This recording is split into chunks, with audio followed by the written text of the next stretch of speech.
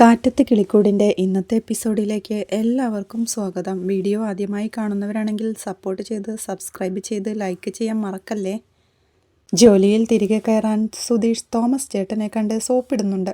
അവൻ തോമസ് ചേട്ടൻ്റെ പ്രണയവും വിവാഹവും തൻ്റെ ജീവിതവുമായി താരതമ്യം ചെയ്ത് തന്നെ സ്നേഹിച്ചൊരു പെൺകുട്ടിയെ ജീവിതത്തിലേക്ക് കൂട്ടിക്കൊണ്ടുവന്നു എന്നതുകൊണ്ട് മാത്രം തെറ്റുകാരനാണെന്ന് തോമസ് ചേട്ടന് തോന്നുന്നുണ്ടെങ്കിൽ സ്വന്തം ജീവിതത്തിലും തോമസ് ചേട്ടന് കുറ്റബോധം തോന്നണം. എന്റെ നേരെ തെറ്റുകാരനാണെന്ന് തോമസ് ചേട്ടൻ ഒരു വിരൽ ചൂണ്ടുമ്പോൾ 3 വിരല് തോമസ് ചേട്ടന് നേരെയാ നിൽക്കുന്നത്. ആൻസി ചേച്ചിയുമൊത്തുള്ള തോമസ് ചേട്ടന്റെ ജീവിതം ഒരു പാഴ്വേലയില്ലെന്ന് തോമസ് ചേട്ടന് തോന്നുന്നുണ്ടെങ്കിൽ അങ്ങനെ ഒരു ജീവിതം കെട്ടിപ്പടുക്കാൻ തോമസ് ചേട്ടൻ എന്നെ സഹായിക്കണം. തോമസ് ചേട്ടാ, തിങ്കളാഴ്ച രാവിലെ ഞാൻ വരും. ഒരു വണ്ടിയുടെ താക്കോൽ തോമസ് ചേട്ടൻ എന്നെ ഏൽപ്പിക്കണം എന്ന് സുധീഷ് പറയുമ്പോൾ, എടാ, ആ പെണ്ണിന്റെ വീട്ടുകാർ വന്ന് വല്ല പ്രശ്നവും ഉണ്ടാക്കൂടാ എന്ന് തോമസ് ചേട്ടനും പേടിയോടെ ചോദിക്കുന്നുണ്ട്. ഏയ്, ഒരിക്കലും വരില്ല തോമസ് ചേട്ടാ, ഒരിക്കലും വരില്ല. തോമസ് ചേട്ടന്റെ ആൻസി ചേച്ചിയെ അവരുടെ വീട്ടുകാർ ഉപേക്ഷിച്ച പോലെ നിധിയെ അവരും നടതള്ളി. ചത്താലും തിരിഞ്ഞു നോക്കരുതെന്നാ പറഞ്ഞേക്കുന്നേ. പെറ്റവർക്കും കൂടെ പിറപ്പുകൾക്കും തള്ളി പറയാൻ പറ്റും, പക്ഷേ മനസ്സ് തുറന്ന് പ്രേമിച്ചവർക്ക് പറ്റുമോ തോമസ് ചേട്ടാ എന്ന് സുധീഷിന്റെ ചോദ്യം കേട്ട് തോമസ് ചേട്ടൻ ആലോചനയോടെ നിൽപ്പാ. അത് കാണേ സുധീഷം, ഞാനെന്നാ തിങ്കളാഴ്ച വരട്ടെ എന്ന് ചോദിക്കുമ്പോൾ, ഞാനൊന്ന് ആലോചിക്കട്ടെ എന്ന് തോമസ് ചേട്ടനും. മതി ആലോചിച്ചോ, ഞായറാഴ്ച രാത്രി വരെ ചേട്ടനിരുന്ന് ആലോചിച്ചോ, ഞാൻ തിങ്കളാഴ്ച രാവിലെ വന്ന് ജോയിൻ ചെയ്തോളാം എന്ന് സുധീഷ് പറയുമ്പോൾ, ഞാനൊന്ന് ആലോചിക്കട്ടെ എന്നാ പറഞ്ഞത്, ജോലി തരാന്നല്ല എന്ന് തോമസ് ചേട്ടനും. തോമസ് ചേട്ടാ, നിങ്ങൾ ആലോചിക്കാന്ന് പറഞ്ഞാൽ തരാന്നും തന്നെയാണ് തോമസ് ചേട്ടാ എന്ന് സുധീഷും. ഈ നാക്കില്ലായിരുന്നെങ്കിലേ നിന്നെ വല്ല ചക്കി പരുന്തോ റാഞ്ചിയനെ. ദേ, ആ കുട്ടിയെ വിഷമിപ്പിച്ചെന്നെങ്ങാനും ഞാൻ അറിഞ്ഞ എന്ന് തോമസ് ചേട്ടൻ സുധീഷിനെ താക്കീത് ചെയ്യുമ്പോ, വിഷമിപ്പിക്കാനോ ഞാനോ? ഒരിക്കലുമില്ല തോമസ് ചേട്ടാ. ഒരുപാട് സ്വപ്നങ്ങളുള്ള കുട്ടി അവള്. ഇനിയും പഠിക്കണം, ജോലിക്ക് പോകണം. പക്ഷേ അവളുടെ വീട്ടുകാര് അവളുടെ സർട്ടിഫിക്കറ്റ് മൊത്തം കത്തിച്ചു കളഞ്ഞു തോമസ് ചേട്ടാ. ഇനിയിപ്പോ അതെല്ലാം സംഘടിപ്പിക്കണം. അവൾക്കൊരു ജോലി കിട്ടണം, ഇനിയും പഠിക്കണം. വലിയ വലിയ ഉയരങ്ങളിലേക്ക് അവള് കയറിപ്പോകുന്നതേ താഴെ നിന്ന് എനിക്ക് നോക്കി കാണണം. അന്നേരം അവളുടെ വീട്ടുകാർ പറയണം അവൾ എടുത്ത തീരുമാനമായിരുന്നു ശരിയെന്ന് സുധീഷ് പറയുന്ന കേട്ട്, ഇതാണ് നിന്റെ ലക്ഷ്യമെന്ന് തോമസ് ഏട്ടൻ പറഞ്ഞു തുടങ്ങുമ്പോഴേക്കും സുധീഷ് ചാടിക്കയറി, തോമസ് ഏട്ടൻ കൂടെ ഉണ്ടാവും, അതെനിക്കറിയാം എന്ന് പറയുമ്പോൾ, അതല്ല ഞാൻ ഉദ്ദേശിച്ചെന്ന് തോമസ് ഏട്ടനും. ഒന്നും പറയണ്ട, എനിക്കറിയാം. തിങ്കളാഴ്ച രാവിലെ മുതൽ ഞാൻ ഈ ഡ്രൈവിംഗ് സീറ്റിൽ ഉണ്ടാവും. അപ്പോൾ കാണാം, ബൈ. ഓക്കെ, താങ്ക് യു എന്ന് പറഞ്ഞ് സുധീഷ് അവിടെ നിന്ന് വേഗത്തിൽ പോകുന്നുണ്ട്. അവിടെ നികേഷിന്റെ കൂടെ കടയിലേക്ക് റോഡിലൂടെ നടന്നു പോയിക്കൊണ്ടിരിക്കുക നിധി. നികേഷേ, ഡിഗ്രി കഴിഞ്ഞ എന്താ നിന്റെ പ്ലാൻ? നിധി ചോദിക്കുമ്പോൾ, എന്ത് പ്ലാൻ? വല്ല പണിയും നോക്കണമെന്ന് നികേഷും. ബികോം കഴിഞ്ഞിട്ട് എന്ത് പണി കിട്ടാനാടാ എന്ന് നിധി ചോദിക്കുമ്പോൾ, വല്ല കടയിലും കണക്കെഴുതാനിരിക്കാം, അല്ലെങ്കിൽ ഏതെങ്കിലും അക്കൗണ്ടന്റിന്റെ കൂടെ സഹായിയായി ഇരിക്കാം എന്ന് നികേഷും. ഫോറിനിൽ പോയി എന്തോ ഒരു കോഴ്സ് ചെയ്യണമെന്നാണല്ലോ സുധീഷ് പറഞ്ഞത് എന്ന് നിധി പറയുന്ന കേൾക്കെ, അത് ശരി, അപ്പോ സുധീഷ് ഏട്ടൻ തള്ളിമറിച്ച കൂട്ടത്തില് എന്നെയും വെറുതെ വിട്ടില്ല അല്ലേ?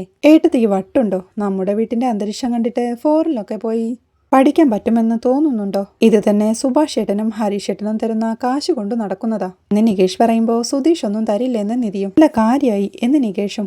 ഹരീഷ് ശരിക്കും എന്താ ചെയ്യുന്നേ എന്ന് നിധി ചോദിക്കുമ്പോൾ, ഹരീഷ് ഏട്ടൻ എന്ത് ചെയ്യുന്നു എന്ന് പറഞ്ഞത് എന്ന് നികേഷും. എന്തോ പറഞ്ഞു, പക്ഷെ ഓർമ്മയില്ലെന്ന് നിധി പറയുമ്പോൾ, അത് പിന്നെ മേസ്തിരിനെ ഒരു ആർക്കിടെക്റ്റും സർക്കാർ കോളേജിൽ ബികോം പഠിക്കുന്നവനെ കേംബ്രിഡ്ജ് യൂണിവേഴ്സിറ്റിയിലേക്കും അയച്ച സ്ഥിതിക്ക് ഹരീഷ് ഏട്ടനെ വലിയ മെക്കാനിക്കൽ ഷോപ്പിന്റെ ഓണറാക്കി കാണും അല്ലേ? ഇന്നെന്തായാലും നമുക്ക് ആ കള്ളം കൂടി പൊളിക്കാം. ഒരു 10 മിനിറ്റ് കൂടി നടന്നാലേ ഹരീഷ് ഏട്ടന്റെ ജോലി സ്ഥലമാവും എന്ന് പറഞ്ഞവൻ നിധിയെയും കൊണ്ട് ഹരീഷിന്റെ വർക്ക്ഷോപ്പിൽ എത്തുന്നുണ്ട്. അവരവിടെ എത്തുമ്പോൾ ടിറ്റോയും ചന്തുവും മാത്രമേ ഉണ്ടായിരുന്നുള്ളൂ. ഏട്ടത്തി ഉണ്ടോ? നമസ്കാരം ഏട്ടത്തി എന്ന് ടിറ്റോ പറയുമ്പോൾ, ഹരീഷ് ഏട്ടൻ എവിടെ എന്ന് നികേഷും ചോദിക്കുന്നുണ്ട്. ടെസ്റ്റ് അടിക്കാൻ പോയതാണല്ലോ എന്ന് ടിറ്റോ പറയുമ്പോഴേക്കും ഹരീഷ് ടെസ്റ്റ് ഡ്രൈവ് കഴിഞ്ഞ് അങ്ങോട്ടെത്തുന്നുണ്ട്. നിധിയെ കണ്ട് സന്തോഷത്തോടെ ഒരു ചേറിട്ട് കൊടുക്കടാ എന്ന് പറഞ്ഞ് ഹരീഷ് അകത്തോട്ട് കയറി വരുന്നുണ്ട്. എന്തോ ഒരു കസേര എടുത്തുകൊണ്ടിരുമ്പോഴേക്കും, ദാ നിൽക്കുന്ന ഏട്ടത്തി, വലിയ മെക്കാനിക് ഷോപ്പിന്റെ ഓണറായ ഞങ്ങളുടെ പാവം ഹരീഷ് ഏട്ടൻ. നിങ്ങൾ പറയാറേ വണ്ടിപ്പണിന്നാട്ടോ എന്ന് നികേഷ് ഹരീഷിനെ പറ്റി പറയുമ്പോഴേക്കും, അല്ല എന്താ ഇവിടെ എന്ന് ചോദിച്ച് അവളോട് കസേരയിലേക്ക് ഇരിക്കാനായി പറയുന്നുണ്ട്. വേണ്ട, ഇതിലേ പോയപ്പോ വെറുതെ കയറിയതാണെന്ന് നിധി പറയുമ്പോൾ, അതല്ല ഹരീഷ് ഏട്ടാ, ചേട്ടൻ വലിയ മെക്കാനിക്കൽ സ്പാ പാർട്ട്ണർഷിപ്പിൽ നടത്തുന്ന സുധീഷ് ഏട്ടൻ തള്ളി വെച്ചിരിക്കുന്നത്. അപ്പോൾ അത് നേരി കാണിക്കാനായി വന്നതെന്ന് നികേഷും. അത് കേൾക്കെ ടിറ്റോയും വിളിച്ചു പറയുന്നുണ്ട്. പക്ഷേ ഒരു കാര്യമുണ്ട് കേട്ടോ, ഇതിന്റെ മുതലാളി ഇങ്ങോട്ട് വരുന്നത് കളക്ഷൻ വാങ്ങാൻ വേണ്ടി മാത്രമാ. തുറക്കുന്നതും അടയ്ക്കുന്നതും പണിയുന്നതും ഒക്കെ ഹരീഷ് ഏട്ടനാന്ന്. അതെ, ആ നിലയ്ക്ക് വർക്കിംഗ് പാർട്ട്ണർ ആണെന്ന് തന്നെ പറയാം അല്ലേ എന്ന് ചന്തുവും. മിണ്ടാതിരിക്കടാ എന്ന് അവനോടായി പറഞ്ഞ് ഞങ്ങളെല്ലാവരും ഇവിടുത്തെ പണിക്കാരാന്ന് ഹരീഷും. അയ്യോ നിക്കണ്ട, ഇരിക്കൂ എന്ന് ഹരീഷ് പറയുമ്പോഴേക്കും നിധിയും ഒരു ചിരിയോടെ ആ കസേരയിലേക്ക് ഇരിക്കുന്നുണ്ട്. അപ്പോഴേക്കും ഹരീഷ് ചന്തുവിനോട് 2 ജ്യൂസ് വാങ്ങി വരാനായി പറഞ്ഞയക്കുക. നിധി ചൂടെടുത്തു ഉയർത്തു കുളിച്ച് ബുദ്ധിമുട്ടുന്നത് കാണെ ഹരീഷും അവിടെയുള്ള ഒരു പെഡൽ ഫാൻ ഓൺ ചെയ്ത് കൊടുക്കുന്നുണ്ട്. എത്ര കാലമായി ഇവിടെ ജോലി ചെയ്യുന്നു എന്ന് നിധി ചോദിക്കുമ്പോൾ താൻ +2 തോറ്റപ്പോൾ ഇങ്ങോട്ട് വന്നതാ. അന്ന് ഒരു പീറ്ററാശാൻ ഉണ്ടായിരുന്നു, പുള്ളി കൂട്ടിക്കൊണ്ട് വന്നതാ. ഇപ്പൊ കുറെ വർഷമായി. പീറ്ററാശാൻ മരിച്ചപ്പോ കടയുടെ ചുമതല എനിക്കായി. അന്ന് ഏതു കോളേജിലാ പഠിച്ചെന്ന് ഏട്ടത്തി ചോദിച്ചില്ലേ? ഞാൻ കോളേജിലൊന്നും പോയിട്ടില്ലെന്ന് അന്നേ പറയാൻ വിചാരിച്ചതാ. പക്ഷേ അന്നത്തെ സിറ്റുവേഷൻ ശരിയായില്ലെന്ന് ഹരീഷ് പറയുമ്പോഴേക്കും ചന്തു 2 ജ്യൂസുമായി വന്ന് ഒരെണ്ണം നിധിക്ക് കൊടുത്ത് ഒരെണ്ണം നികേഷിന് കൊടുക്കുമ്പോഴേക്കും എനിക്ക് വേണ്ടായിരുന്നു എന്ന് നികേഷും പറയുന്നുണ്ട്. ഇവിടെ കുടിക്ക്, നല്ല വെയിലാണെന്ന് ഹരീഷ് ഓർമ്മിപ്പിക്കുമ്പോൾ അവൻ ആ ജ്യൂസ് വാങ്ങുന്നുണ്ട്. പിന്നീട് സുധീഷിന്റെ വീട്ടിൽ റൂമിലെ കട്ടിലിൽ ദേഷ്യത്തോടെ ഇരിക്കുന്ന നിധിയാണ് കാണുന്നത്. അവളെ കാണാതെ തിരഞ്ഞ് അങ്ങോട്ടെത്തുന്ന സുധീഷ് ഇവിടെ ഇരിക്കായിരുന്നോ? പുറത്ത് എന്തൊരു ചൂടല്ലേ. അല്ല, ഇയാളെന്താ ഫാനൊന്നും ഇടാതിരിക്കുന്നേ എന്നൊക്കെ ചോദിക്കുന്നുണ്ടെങ്കിലും നിധി ദേഷ്യത്തോടെ ഒരു ഇരിപ്പ് തന്നെയാ. വേനൽ കടക്കും മുമ്പേ നമുക്ക് ഈ വീട്ടിലൊരു AC വെക്കണം. പകൽ സമയത്ത് ഇയാൾ വീട്ടിലിരിക്കുന്നോണ്ടേ AC ഇല്ലാതെ പറ്റില്ല എന്ന് സുധീഷ് പറയുമ്പോൾ അതെ, അതിനു മുമ്പേ ഫോൾസീലും ചെയ്യണം, അല്ലെങ്കിൽ ഓടിനിടയിലുള്ള ഓട്ടയിലൂടെ തണുപ്പ് പുറത്തേക്ക് പോയാലോ എന്ന് നിധി ചോദിക്കുന്ന കേട്ട് ആക്കിയതാണോ എന്ന് ചമ്മലോടെ മനസ്സിലോർത്ത് അത് മറയ്ക്കാനായി ചിരിയോടെ ട്രൂ എന്ന് പറയുന്നുണ്ട് സുധീഷ്. അപ്പോഴാണ് നിധി ചോദിക്കുന്നത്, അല്ല നമ്മുടെ നികേഷിന്റെ പഠിപ്പ് കഴിഞ്ഞാ എന്താ പ്ലാൻ എന്ന് പറഞ്ഞത്? കേൾക്കെ സുധീഷും കുടുങ്ങിയല്ലോ, എന്ത് പ്ലാൻ എന്നാണാവോ ഞാൻ പറഞ്ഞത് എന്ന് മനസ്സിലോർത്ത് അല്ല ഈ പ്ലാൻ എന്ന് പറയുമ്പോഴേ എന്ന് പറഞ്ഞ് സുധീഷ് തപ്പിത്തടയുമ്പോഴേക്കും അതെ, ഒരു പ്ലാൻ ഉണ്ടെന്ന് എന്നോട് മുമ്പ് പറഞ്ഞിരുന്നു എന്ന് നിധിയും. അതെയോ, അതും അവൻ പറഞ്ഞോ എന്ന് സുധീഷ് ചിരിയോടെ ചോദിക്കുമ്പോൾ ഇല്ല, ഇപ്പൊ സുധീഷ് പറഞ്ഞാൽ മതി എന്ന് നിധിയും. അല്ല, എന്തിനാ ഇപ്പൊ പെട്ടെന്നതറിഞ്ഞിട്ട് എന്ന് സുധീഷ് വീണ്ടും പരങ്ങളോട് ചോദിക്കുമ്പോൾ എന്താ പറഞ്ഞെന്ന് മറന്നുപോയല്ലേ? സത്യാണെങ്കിൽ നമ്മൾ ഓർത്തു വെക്കേണ്ട കാര്യമില്ല, പക്ഷേ നുണ പറയുമ്പോൾ നമ്മൾ ഓർക്കണം, അല്ലെങ്കിൽ ഇങ്ങനെ ബബാന്നിരിക്കും. ഒരു നുണയാണ് പറഞ്ഞെങ്കിൽ പോട്ടെ എന്ന് വെക്കാം, പക്ഷേ നാവെടുത്ത നുണ മാത്രം അടിച്ചുവിടുന്ന ഒരാളെ ഞാൻ എൻ്റെ ജീവിതത്തിൽ ആദ്യമായിട്ടാണ് കാണുന്നത്. ഡാനിയം പഠിക്കാൻ ബഹുക്കേമൻ, അവനെ വിദേശത്തയച്ച് പഠിപ്പിക്കണം, എന്തൊക്കെയായിരുന്നു തട്ടിവിട്ടത് നിധി ദേഷ്യത്തോടെ പറയുന്ന കേട്ട് അങ്ങനെ ആയിരുന്നോ പറഞ്ഞത് എന്ന് മനസ്സിൽ ഓർക്കുന്നുണ്ട് സുധീഷ്. അവന് ഡിഗ്രി ജയിക്കുമെന്ന് പോലും വിശ്വാസമില്ല. അത് കഴിഞ്ഞ് ഏതെങ്കിലും ഒരു സ്ഥലത്ത് എന്തെങ്കിലും ജോലി ചെയ്താൽ മതി എന്നും പറഞ്ഞ് നടക്കുക അവൻ. ഇന്ന് ഹരീഷിന്റെ കടയിലേക്കും പോയിരുന്നു എന്ന് നിധി പറയുന്ന കേൾക്കെ സുധീഷ് ഒരു ഞെട്ടലോടെ അവളെ നോക്കി അങ്ങോട്ടും പോയോ എന്ന് മനസ്സിൽ ചിന്തിക്കുന്നുണ്ട്. അവൻ എന്താ ചെയ്യുന്നെന്ന് പറഞ്ഞേ? സ്വന്തം വീടിനെയും വീട്ടുകാരെയും പറ്റി പറയുന്നതിന് എന്തിനാ ഇയാൾക്കൊരു കുറച്ചില്? ഏട്ടനെ മേസ്തിരിന്ന് ആർക്കിടെക്റ്റ് ആക്കി മാറ്റിയ ഇല്ലാത്ത അന്തസ് ഉണ്ടാവോ? ഇനി മെക്കാനിക്കാണ് ചേട്ടൻ മേസ്തിരിയാണെന്നൊക്കെ പറയുന്നതിൽ ഇയാൾക്കെന്താ പ്രശ്നം എന്ന് നിധി ചോദിക്കുമ്പോൾ അത് ഒരു ഫ്ലോയിലങ്ങ് പറഞ്ഞു പോയപ്പോഴേ ഒരുമിച്ച് കുറെ നുണകൾ അങ്ങ് വന്നു വീണതാ. ഇങ്ങനെ ഓരോന്നായി എടുത്തു വെച്ച് എന്നെ നാണം കെടുത്തരുതേ പ്ലീസ് എന്ന് സുധീഷും. എല്ലാം ഓരോന്നായി ഞാൻ അറിയുന്നുണ്ടെന്ന് നിധി പറയുമ്പോൾ അത് ഇയാൾ ഇങ്ങനെയൊക്കെ സംഭവിച്ച് ഈ വീട്ടിൽ വന്ന് നിൽക്കുമെന്ന് ഞാൻ അറിഞ്ഞിരുന്നെങ്കിൽ ഞാൻ ശരിക്കും സത്യം പറഞ്ഞേനെ. പക്ഷേ ഇത് ഒരിക്കലും ഇനി കാണാൻ സാധ്യതയില്ലാത്ത ആളാണെന്ന് അറിഞ്ഞിട്ടാ ഞാൻ അങ്ങനെയൊക്കെ തട്ടിവിട്ടത്. ചുമ്മാ ഒരു പെണ്ണ് വന്ന് ചോദിക്കുമ്പോഴേ ഞാൻ എന്തിനാ കുറയ്ക്കുന്നതെന്ന് കരുതി എന്ന് സുധീഷ് പറയുമ്പോൾ ഇത്ര നുണ പറയാൻ നിങ്ങൾക്ക് നാണമില്ലേ? ഇപ്പൊ പോലും മുന്നിൽ നിന്ന് തള്ളി വിടുകയാണല്ലോ എന്ന് നിധി ചോദിക്കുമ്പോൾ എടോ, ഇയാളൊരു കാര്യം മനസ്സിലാക്കണം. ഈ വീടിനെ പറ്റി ഞാനപ്പോ അങ്ങനെയല്ലാതെ വേറെ എങ്ങനെ പറയാനാ? ഇതൊരു വീടായിട്ട് ഞങ്ങൾ പോലും കണക്കാക്കിയിട്ടില്ല. 5 ആണുങ്ങൾ വന്ന് കിടന്നുറങ്ങുന്ന ഒരു സ്ഥലം. അങ്ങനെ പറഞ്ഞാ പിന്നെ എന്നെ ആർക്കെങ്കിലും ഒരു വിലയുണ്ടാവോ? എടോ, ഞാൻ വെറുതെ നുണ പറയാണെന്ന് പറഞ്ഞിട്ട് ഒരു കാര്യവുമില്ല. സത്യം പറഞ്ഞ ഒരാള് പോലും എന്റെ അടുത്ത് മിണ്ടാൻ വരൂല. അതാദ്യം താൻ മനസ്സിലാക്കണം. ഈ പറഞ്ഞ ഇയാള് പോലും എന്റെ അടുത്ത് സംസാരിക്കാൻ വരില്ല എന്ന് സുധീഷ് പറയുമ്പോ ഞാൻ സംസാരിച്ചില്ലെങ്കിൽ ഇയാൾക്കെന്താ എന്ന് നിധിയും. അല്ല, എനിക്കൊന്നുമില്ല, എനിക്കെന്ത് നഷ്ടം? നഷ്ടം ഇയാൾക്ക് തന്നെയാ. കങ്കാരുവിനെയും കെട്ടി ഓസ്ട്രേലിയയിലേക്ക് പോവേണ്ടി വന്നേനെ. ആ സൈക്കോയുടെ കൂടെ ജീവിതം തുലഞ്ഞു പോയേനെ. അല്ല, അന്ന് എന്നോട് സംസാരിച്ചോണ്ടാ ഇയാളിപ്പോ രക്ഷപ്പെട്ടു നിൽക്കുന്നത്. അങ്ങനെ ഇയാൾ സംസാരിക്കാനുണ്ടായ കാരണം അന്ന് ഞാൻ എന്നെക്കുറിച്ചുണ്ടാക്കിയ ഫോൾസ് ഇംപ്രഷനാ. പിന്നെ ഞാൻ വിശ്വസിക്കാൻ കൊള്ളാവുന്ന ഒരുത്തനാണെന്ന് ഇയാൾക്ക് തോന്നിച്ചത് ആ നുണകൾ കൊണ്ട് കൂടിയാ. അപ്പോ ആ നുണ നല്ലതാണോ അതോ ചീത്തയാണോ എന്ന സുധീഷിന്റെ ചോദ്യം കേട്ട് നിധിക്കും ദേഷ്യം വരുന്നുണ്ട്. നല്ലതാ, അതുകൊണ്ടാണ് ഇയാൾ ഇവിടെ വന്നതും ജോലിക്ക് അന്വേഷിക്കാൻ തുടങ്ങിയതുമൊക്കെ. ആ നുണകള് എനിക്ക് ദോഷം ചെയ്തെങ്കിലും ഇയാൾക്ക് നല്ലതേ ചെയ്തുള്ളൂ. ആം ഐ കറക്റ്റ് എന്ന് സുധീഷ് ചോദിക്കുമ്പോ ഓഹോ, അപ്പോ എനിക്ക് നല്ലത് വരാൻ വേണ്ടിയാണ് നിങ്ങൾ അത്രയും നുണ പറഞ്ഞത് അല്ലേ എന്ന് നിധിയും. Yes, of course. എടോ, ഞാൻ അന്ന് പറഞ്ഞ നുണയുടെ തുടർക്കഥയാ ഇപ്പോഴത്തെ ജീവിതം. അത് ശരിയല്ലേ? ചില നല്ല കാര്യങ്ങൾ നടക്കണമെങ്കിലേ നമ്മൾ ചെറുതായിട്ടൊരു നുണ പറയുന്നതിൽ ഒരു തെറ്റുമില്ല. അത് പറയാം എന്ന് സുധീഷ് പറയുമ്പോൾ നിധിയും ദേഷ്യം സഹിക്കാനാവാതെ നിങ്ങളെയുണ്ടല്ലോ എന്ന് പറഞ്ഞ് തന്റെ തലേണെടുത്ത് സുധീഷിനെ എറിയാൻ തുടങ്ങുമ്പോഴേക്കും വേണ്ടെന്ന് പറഞ്ഞ് സുധീഷ് മാറിപ്പോകുന്നുണ്ട്. നിധിയും ദേഷ്യം കടിച്ചമർത്തി ആ പില്ലോ കട്ടിലേക്ക് വലിച്ചെറിഞ്ഞ് ഒന്നിങ്ങു വന്നേ എന്ന് പറഞ്ഞ് സുധീഷിനെ തന്റെ അടുത്തേക്ക് വിളിക്കുന്നുണ്ട്. അവൻ പരുങ്ങലോടെ വന്ന് എന്താ വേണ്ടേ എന്ന് ചോദിക്കുമ്പോൾ അച്ഛൻ എന്ത് പറഞ്ഞാലും അനുസരിക്കുന്നൊരു കുട്ടിയെ പോലെ ആയിരുന്നല്ലോ ഇന്നലെ. സാധാരണ ദിവസങ്ങളിൽ അച്ഛനെ മൈൻഡ് പോലും ചെയ്യാത്ത ഇയാള് ഇന്നലെ അച്ഛൻ പറഞ്ഞപ്പോഴേക്കും കിടക്കെ മടക്കി വന്നല്ലോ എന്ന് നിധി ചോദിക്കുന്ന കേട്ട് അത് അച്ഛൻ പറയുമ്പോൾ ഇടയ്ക്കൊക്കെ അനുസരിക്കുന്നതിൽ തെറ്റുണ്ടോ? വേറൊന്നും കൊണ്ടല്ല, ഇതേ ചോദ്യം നികേഷും ഹരീഷും എന്നോട് ചോദിക്കാറുണ്ടേ. നമ്മുടെ കാര്യം അവർക്കറിയില്ലല്ലോ. അവരുടെ മുന്നിൽ വെച്ച് അച്ഛൻ അങ്ങനെ പറഞ്ഞപ്പോൾ വേറെ വഴിയൊന്നും ഇല്ലാത്തോണ്ടാ ഞാൻ അകത്തേക്ക് വന്നത് എന്ന് സുധീഷ് പറയുമ്പോൾ നിങ്ങളൊരു പെരുന്നുണയനാ. നിങ്ങളെ എനിക്ക് വിശ്വാസമില്ലെന്ന് നിധിയും. എടാ, ഇതിപ്പോ എല്ലാ ദിവസവും രാവിലെ എഴുന്നേറ്റ് കഴിഞ്ഞാൽ ഞാൻ സത്യസന്ധനാണെന്ന് തെളിയിച്ചിട്ടേ ജീവിക്കാൻ കഴിയൂ എന്നായോ? ഒരു പകലും രാത്രിയും ഇയാൾ എന്റെ കൂടെ തനിയായിരുന്നു, അത് ഓർക്കുന്നുണ്ടല്ലോ. ഒരു നോട്ടം കൊണ്ടുപോലും ഞാൻ ഇയാളോട് മോശമായി പെരുമാറിയിട്ടുണ്ടോ? ഈ സുധീഷേ അന്തസ്സുള്ളവനാ. പിന്നെ വീടിനെ പറ്റിയും വീട്ടുകാരെ പറ്റിയും ചെറുതായിട്ടൊക്കെ ഒന്ന് അടിച്ചു വിട്ടെന്ന് കരുതി എന്റെ ക്യാരക്ടർ മുഴുവൻ മോശമാണെന്ന് വരുത്തി തീർക്കുന്ന ഈ പരിപാടിയുണ്ടല്ലോ, അത് വളരെ മോശമായി പോയി നിധി, മോശമായി പോയി എന്ന് സുധീഷ് പറയുമ്പോൾ സ്വന്തം കുടുംബത്തെ പറ്റി കള്ളം പറയുന്നവന് എന്ത് ക്യാരക്ടർ ഉണ്ടെന്നാ എന്ന് നിധിയും. ക്യാരക്ടർ ഉണ്ട്. ഒരു പെണ്ണിനെ അവൾ നേരിടാൻ പോകുന്ന ആപത്തിൽ നിന്ന് രക്ഷപ്പെടുത്തി സുരക്ഷിതമായി വീട്ടിൽ കൊണ്ടുവന്നാക്കിയില്ലേ, അത് തന്നെയാ എന്റെ ക്യാരക്ടർ. ഈ പഠിപ്പിലും ജോലിയിലും ഒന്നുമല്ല ക്യാരക്ടർ ഇരിക്കുന്നതേ ഇങ്ങനെയുള്ള കാര്യങ്ങളില്ല എന്ന് സുധീഷ് പറഞ്ഞ് സമർത്ഥിക്കാൻ ശ്രമിക്കുമ്പോൾ നിങ്ങളുടെ ഈ നാക്കുകൊണ്ടേ പാവം സുഭാഷിന്റെ അനിയന്മാരെ പറ്റിക്കാൻ പറ്റും, പക്ഷേ എന്നെ പറ്റില്ല. ജോലിയുടെ കാര്യത്തിൽ നിങ്ങളൊരു കള്ളം പറഞ്ഞു, അതുപോലെ വേറെ എന്തെങ്കിലും കാര്യത്തിൽ നിങ്ങൾ ഇത് ആവർത്തിച്ച ഈ നിധി ആരാണെന്ന് നിങ്ങൾ അറിയും. പറഞ്ഞില്ലെന്ന് വേണ്ട എന്ന് ദേഷ്യത്തോടെ നോക്കി വിരൽ ചൂണ്ടിക്കൊണ്ട് പറയുന്നുണ്ട് നിധി.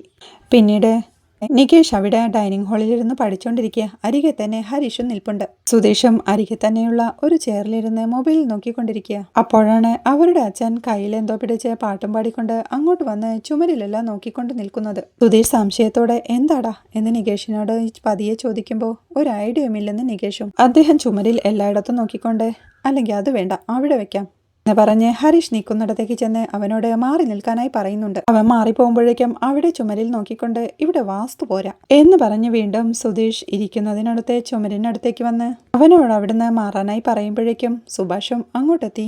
എന്താ അച്ഛയി ചെയ്യാൻ പോണേ എന്ന് ചോദിക്കുക. വെയിറ്റ് ആൻഡ് സീ മകൻ എന്ന് സുഭാഷിനോടായി പറഞ്ഞ് അവിടുന്ന് മാറാതിരിക്കുന്ന സുധീഷിനോടായി വീണ്ടും എണീറ്റ് മാറടാ എന്ന് പറയുന്നുണ്ടെങ്കിലും അവൻ വീണ്ടും മാറാതെ ഇരിക്കുന്ന കണ്ട് ഭവാൻ ആ ഇരിപ്പിടത്തിൽ ഉറപ്പിച്ചിരിക്കുന്ന പരിശുദ്ധ പ്രശ്നം ഒന്നെടുത്ത് മാറ്റി തന്നാലും അടിയനൊരൽപ്പം പണിയുണ്ടായിരുന്നു എന്ന് പറയുമ്പോൾ എന്ത് പണി എന്ന് സുധീഷും. എഴുന്നേറ്റ് മാറടാ എന്ന് അവനോടായി പറയുമ്പോഴേക്കും അവനും പെട്ടെന്ന് എണീക്കുന്നുണ്ട്. അദ്ദേഹം ആ ചെറിയ കയറി ചുമരിൽ ഒരാണി അടിക്കുമ്പോഴേക്കും എല്ലാവരും സംശയത്തോടെ അത് നോക്കി നിൽപ്പാ. അല്ലെങ്കിൽ തന്നെ വീട് പൊളിഞ്ഞിരിക്കുക, ഇനി ആണി അടിക്കണോ എന്ന് സുഭാഷ് ചോദിക്കുമ്പോൾ ഒന്ന് പോടാ എന്ന് അച്ഛനും. അപ്പോഴേക്കും നികേഷ് അച്ഛൻ കൊണ്ടുവന്ന് വെച്ചതിന്റെ പൊതിയഴിക്കാൻ ശ്രമിക്കുമ്പോഴേക്കും അത് കണ്ട് അങ്ങോട്ട് വന്ന ഭാസ്കരനും പോടാ എന്നവനെ വഴക്കു പറഞ്ഞ് അതെടുത്ത് അതിന്റെ പൊതിയഴിച്ച് ചുമരിൽ തൂക്കിക്കൊണ്ട് താഴോട്ടിറങ്ങി സന്തോഷത്തോടെ അടിപൊളി എന്ന് പറയുമ്പോൾ സുധീഷും നികേഷും എല്ലാം ചിരിയോടെയും സന്തോഷത്തോടെയും അത് നോക്കി നിൽപ്പാ. റിസപ്ഷന് സുധീഷിന്റെയും നിധിയുടെയും കൂടെ എല്ലാവരും ചേർന്നുള്ള ഒരു ഫോട്ടോ ഫ്രെയിം ആയിരുന്നു അത്. നികേഷ് സന്തോഷത്തോടെ കലക്കിയല്ലേ എന്ന് പറയുമ്പോൾ പോ അച്ഛൻ അത് ചെയ്തല്ലേ എന്ന് സുധീഷും സന്തോഷത്തോടെ മനസ്സിൽ ഓർക്കുന്നുണ്ട്. I am a responsible father എന്ന് ഭാസ്കരൻ പറയുമ്പോഴേക്കും നിധിയും അങ്ങോട്ടെത്തുന്നുണ്ട്. ഭാസ്കരൻ അവളോടായി സന്തോഷത്തോടെ നോക്കുമോളെ എങ്ങനുണ്ട് അടിപൊളി എന്ന് പറഞ്ഞ് ചിരിക്കുമ്പോഴേക്കും ആ ഫോട്ടോ കണ്ട് നിധിയും ആകെ പരിഭ്രമത്തോടെയും അങ്കലപ്പോടെയും സുധീഷിനെയും സുഭാഷിനെയും നോക്കുമ്പോഴേക്കും അച്ഛൻ എന്തു പണിയായി കാണിച്ചേ എന്ന് സുഭാഷൻ ചോദിക്കുന്നുണ്ട് അച്ഛനോട്. നോക്ക് ഈ പണി തന്നെടാ എന്നച്ഛൻ പറയുമ്പോൾ ഈ ഫോട്ടോയും ആൽബം ഒന്നും വേണ്ടാന്ന് ഞാൻ ആ ഫോട്ടോഗ്രാഫറോട് പറഞ്ഞതല്ലേ എന്ന് സുഭാഷും.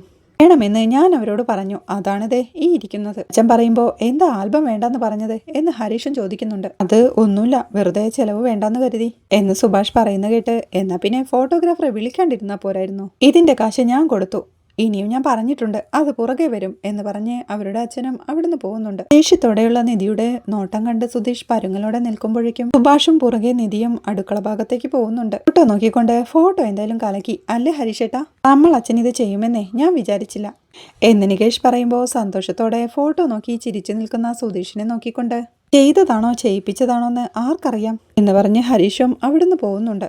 സുധീഷ് സന്തോഷത്തോടെ നികേഷിനോടായി ഡാ இந்த ഫോട്ടോയിൽ നിന്റെ ചേട്ടനെ പാർടാ രാജാമാതിരി എന്ന് പറഞ്ഞ് ചിരിക്കുമ്പോൾ കൊള്ളാം, അപ്പോ ഞാൻ ചെറിയ ചിന്ന രാജ ആയിരിക്കുമല്ലേ എന്ന് നികേഷും. പുറകുവശത്തെത്തിയ സുഭാഷിനോടായി നിധി ടെൻഷനോടെ പറയുന്നുണ്ട്. ഞാൻ പേടിച്ചതുപോലെ തന്നെയായി സുഭാഷേട്ടാ, ഇനി ഇവിടെ തുടർന്നാൽ എല്ലാവരെയും ചതിക്കുന്ന പോലെയാവുമെന്ന്. ഇങ്ങനൊന്നും സംഭവിക്കാതിരിക്കാനാ ഞാൻ പോവാമെന്ന് പറഞ്ഞത് എന്ന് പറയുമ്പോഴേക്കും അങ്ങോട്ട് വരുന്ന ഹരീഷിനെ കണ്ട് നിധി പെട്ടെന്ന് തന്നെ അവിടുന്ന് മാറിപ്പോവുകയാ. ഹരീഷും സംശയത്തോടെ അങ്ങോട്ട് നടന്നു വന്ന സുഭാഷിനോടായി ആ ഫോട്ടോയ്ക്ക് എന്താ കുഴപ്പം എന്ന് ചോദിക്കുമ്പോൾ അതിന് കുഴപ്പമുണ്ടെന്ന് ഞാൻ പറഞ്ഞില്ലല്ലോ എന്ന് സുഭാഷും. പിന്നെന്താ അതവിടെ തൂക്കിയപ്പോ സുഭാഷ് ഏട്ടൻ വല്ലാണ്ട് ടെൻഷനായത് എന്ന് ഹരീഷ് ചോദിക്കുമ്പോൾ ടെൻഷനോ, ഞാൻ ടെൻഷനൊന്നും ആയില്ലല്ലോ എന്ന് സുഭാഷും. അതെന്തിനാന്നാ ചോദിച്ചത്, ദിശേട്ടന്റെ കല്യാണം കഴിഞ്ഞതല്ലേ, ആ ഫോട്ടോ ചുമരി തൂക്കിയ എന്താ തെറ്റ് എന്ന് ഹരീഷ് ചോദിക്കുമ്പോൾ തെറ്റുണ്ടായിട്ടൊന്നുമല്ല, വെറുതെ അത് എന്തിനാന്ന് ചോദിച്ചൊന്നു മാത്രം എന്ന് സുഭാഷും. അതെങ്ങനെ വെറുതെ ആവുന്നത്, അങ്ങേരുടെയും കൂടി വീട്, അങ്ങേരുടെയും കൂടി ഫോട്ടോ. അത് ചുമരിൽ തൂക്കുന്നത് എങ്ങനെയാ ചേട്ടാ അനാവശ്യ കാര്യമാവുന്നത്? അല്ല, അതിനെന്താ സുഭാഷേട്ടന്റെ പ്രശ്നം?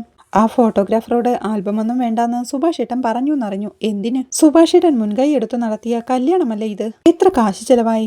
എന്നിട്ടിപ്പോ ആൽബം മാത്രം സുഭാഷേട്ടന് അനാവശ്യമായി ചിലവായോ എന്ന് ഹരീഷ് ചോദിക്കുമ്പോ, അതിപ്പോ ആൽബം സൂക്ഷിക്കാന്നൊക്കെ പറഞ്ഞില്ലേ, പെൻഡ്രൈവിൽ സൂക്ഷിച്ചു വെക്കല്ലേ പതിവ്, അതുകൊണ്ട് പറഞ്ഞെന്നേയുള്ളൂ എന്ന് സുഭാഷും. എനിക്ക് മനസ്സിലാവണില്ല സുഭാഷേട്ടന് എന്ത് മാറ്റമാ ഉണ്ടായതെന്ന്. സുഭാഷേട്ടന്റെ കല്യാണം കഴിയുന്നവരെ സുധീഷേട്ടൻ ഒന്നും പാടില്ല എന്നുള്ള ആറ്റിറ്റ്യൂഡ് എത്ര ക്രൂരമാ. സുഭാഷേട്ടനൊക്കെ ഞങ്ങളുടെ മനസ്സിൽ എന്ത് വലിയ സ്ഥാനാന്നറിയോ? ഒരു ഫോട്ടോ തൂക്കണതിൽ പോലും സുഭാഷേട്ടൻ ഇങ്ങനെയൊക്കെ പെരുമാറണമെങ്കിൽ നാളെ ഈ വീട്ടിൽ എന്തൊക്കെ കാണാനിരിക്കുന്നു? വൈകിട്ട് ടിവിയിൽ കാണുന്ന സീരിയലിൽ പോലും ഇങ്ങനൊരു മനുഷ്യനുണ്ടാവില്ല. ഇത് ശരിയല്ല സുഭാഷേട്ടാ, ഒരിക്കലും ഇത് ഞങ്ങൾ പ്രതീക്ഷിച്ചതല്ല എന്ന് പറഞ്ഞ് ഹരീഷ് അവിടുന്ന് പോകുമ്പോഴേക്കും സുഭാഷും ഒന്നും പറയാനാവാതെ ടെൻഷനോടെ ഒരേ നിൽപ്പാ. അവിടെ സുനന്ദയുടെ വീട്ടിലെ അടുക്കളയിൽ സുനന്ദയും അമ്മയും ചപ്പാത്തിയും കറിയും ഉണ്ടാക്കുന്ന തിരക്കില. ചപ്പാത്തി പരത്തിക്കൊണ്ടിരിക്കുന്ന സുനന്ദ അമ്മയോടായി പറയുന്നുണ്ട്, ഈ ചപ്പാത്തിയും ചിക്കൻ കറിയും ഒക്കെ അച്ഛൻ എന്നും അവിടെ കഴിക്കുന്നുണ്ടാവും. ഇവിടെ വരുമ്പോ അവിടെ കിട്ടാത്ത എന്തെങ്കിലുമൊക്കെ ഉണ്ടാക്കി വെക്കുന്നതല്ലേ അമ്മേ നല്ലത് എന്ന് ചോദിക്കുമ്പോ, നാടൻ കോഴി വറുത്തരച്ചത് അച്ഛന് വലിയ ഇഷ്ടാ. ഇവിടെ നാടൻ കോഴി കിട്ടില്ലല്ലോ, 3 കൊല്ലമായി അച്ഛൻ പോയിട്ട്. എന്റെ കല്യാണത്തിനുള്ള കാശുണ്ടാക്കാനാ അച്ഛൻ രാവും പകലും കഷ്ടപ്പെടുന്നെന്നാ പറയാറ്. അത് കഴിഞ്ഞാൽ പിന്നെ അച്ഛനോട് ഞാൻ പോണ്ടെന്ന് പറയും. പക്ഷേ ആള് നിൽക്കുമെന്ന് എനിക്ക് തോന്നുന്നില്ല എന്ന് അമ്മ പറയുമ്പോ, അതെന്താന്ന് സുനന്ദയും. കയ്യിലുള്ളത് മുഴുവനെടുത്ത് കല്യാണം നടത്തിയാ പിന്നെ ജീവിക്കാൻ എന്തു ചെയ്യും? പോയല്ലേ പറ്റൂ. അപ്പം എന്ന് അമ്മ പറയുമ്പോ, അതിന് അത്രയ്ക്ക് ചിലവാക്കി കല്യാണം നടത്തണ്ടെന്ന് തീരുമാനിച്ചാ പോരെ എന്ന് സുനന്ദയും. അതൊന്നും നീ ആലോചിക്കണ്ട, ആ മനുഷ്യന്റെ ഏറ്റവും വലിയ സ്വപ്നം അത് ഭംഗിയായിട്ട് തന്നെ നടന്നോട്ടെ എന്ന് അമ്മയും. പക്ഷേ ഇത്തവണ അച്ഛൻ ഞെട്ടിച്ചു കളഞ്ഞല്ലോ. അല്ലെങ്കിൽ വരുന്നതിന് 6 മാസം മുന്നേ ഡേറ്റ് ഒക്കെ അറിയിക്കുന്നതല്ലേ. ഇതിപ്പോ ഇന്നലെ വിളിച്ചു പറഞ്ഞു ഇന്ന് വരുന്നുന്ന്. എന്താ അങ്ങനെ എന്ന് സുനന്ദ ചോദിക്കുമ്പോ, എന്നോട് പോലും ടിക്കറ്റ് എടുത്തിട്ടാ പറഞ്ഞത്, എന്തോ അത്യാവശ്യ കാര്യത്തിനാണത്രേ എന്ന് അമ്മയും. എന്ത് അത്യാവശ്യം എന്ന് സുനന്ദ ചോദിക്കുമ്പോ, എനിക്കറിയില്ല, വരുമ്പോ നീ തന്നെ നേരിട്ട് ചോദിച്ചോ എന്ന് അമ്മ പറയുമ്പോഴേക്കും കാറിന്റെ ഹോൺ ശബ്ദം കേട്ട് ദേ കാറ് വന്നു. അച്ഛനാണെന്ന് തോന്നുന്നു എന്ന് പറഞ്ഞ സുനന്ദയും പുറകെ അമ്മയും സിറ്റൗട്ടിലേക്ക് എത്തുന്നുണ്ട്. കാറിന്നിറങ്ങുന്ന സുനന്ദയുടെ അച്ഛനെ കാണിക്കുന്നിടത്താണ് ഇന്നത്തെ എപ്പിസോഡ് അവസാനിക്കുന്നത്. സുനന്ദയുടെ അച്ഛന്റെ ആ വരവ് എത്രയും പെട്ടെന്ന് സുനന്ദയുടെ വിവാഹം നടത്താനായിരുന്നു. കാര്യമറിഞ്ഞ സുനന്ദയും സുഭാഷിന്റെ വീട്ടിലേക്ക് സങ്കടത്തോടെ ഓടിവന്ന് സുഭാഷിനെ കെട്ടിപ്പിടിച്ച് തന്നെ പെണ്ണ് കാണാനെത്തുന്ന കാര്യം പറഞ്ഞ് പൊട്ടിക്കരയുമ്പോഴാണ് അത് കണ്ടുകൊണ്ട് അവളുടെ അച്ഛനും അമ്മയും അങ്ങോട്ടെത്തുന്നതും സുഭാഷ് അവളെ അങ്ങോട്ട് വിളിച്ചു വരുത്തിയതാണെന്നും പറഞ്ഞ് അദ്ദേഹം സുഭാഷിനെ തല്ലി ചതയ്ക്കുന്നതുമെല്ലാമാണ് നാളത്തെ എപ്പിസോഡിലെ വിശേഷങ്ങൾ. വീഡിയോ ഇഷ്ടമായാൽ സപ്പോർട്ട് ചെയ്ത് സബ്സ്ക്രൈബ് ചെയ്ത് ലൈക്ക് ചെയ്യാൻ മറക്കല്ലേ.